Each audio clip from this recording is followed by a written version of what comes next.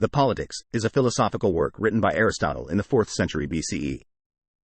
It is one of the most influential works in political philosophy and addresses various aspects of political theory, including the nature of the state, different forms of government, and the ideal political system. Aristotle begins The Politics by examining the nature of the state and its role in human life. He argues that humans are political beings by nature and that the state is a natural and necessary institution for organizing and regulating society. According to Aristotle, the purpose of the state is to promote the common good and enable its citizens to live a virtuous and flourishing life. A major focus of the book is the classification of different forms of government. Aristotle identifies three main types of government: monarchy, rule by one; aristocracy, rule by the few; and polity, rule by the many. Each form of government has its strengths and weaknesses, and Aristotle discusses their potential for degeneration into their corrupt counterparts: tyranny, oligarchy, and democracy, respectively. Aristotle argues that the best form of government is a polity, which combines elements of democracy and oligarchy. He believes that a well-balanced and moderate system, where the middle class holds political power, is more likely to promote stability, justice, and the common good. The Politics also explores topics such as citizenship, education, property ownership, and the role of law in a just society.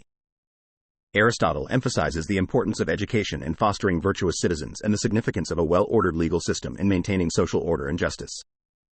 Critique of The Politics includes the following points. 1. Limited scope.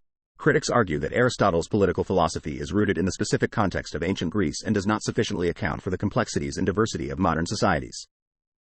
They contend that his theories may not be applicable or relevant to contemporary political systems and challenges. 2. Patriarchal bias.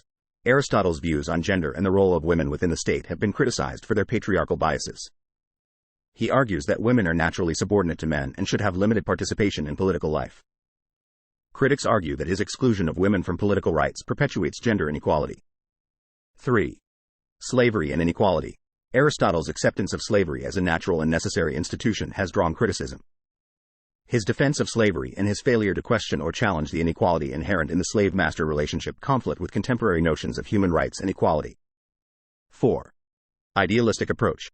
Some critics argue that Aristotle's idealistic approach to politics may overlook the practical challenges and complexities of governance.